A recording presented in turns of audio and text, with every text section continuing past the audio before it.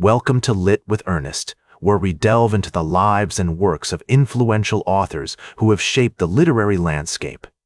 Born on July 30, 1818, in Thornton, Yorkshire, England, Emily was the middle sister of the famous Brontë trio, which included Charlotte and Anne.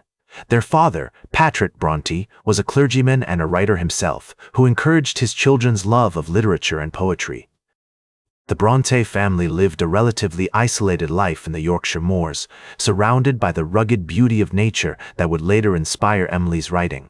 Growing up, Emily was a shy and introverted child, but she found solace in her imagination and creativity.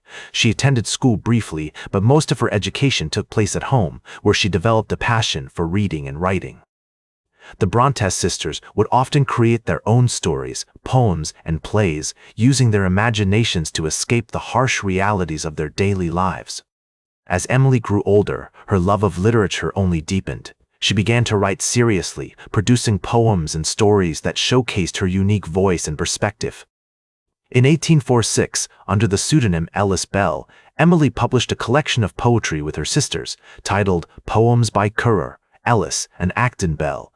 Although the book didn't gain much attention at the time, it marked the beginning of Emily's literary career. In 1847, Emily published her masterpiece, Wuthering Heights, which would go on to become one of the most beloved and enduring novels in English literature. Wuthering Heights was not without its controversies, however. When the book was first published, many critics found it too intense, too passionate, and too unconventional. Some even questioned whether a woman could have written such a masterpiece. But despite these challenges, Emily's novel has stood the test of time, influencing generations of writers, including the likes of Charlotte Perkins Gilman and Donna Tartt. Emily Brontë's legacy extends far beyond her literary contributions, however. Her life was marked by tragedy and hardship, including the loss of her mother at a young age and the struggles of living in poverty. Her exploration of the human condition, with all its complexities and contradictions, is just as relevant now as it was when Wuthering Heights was first published.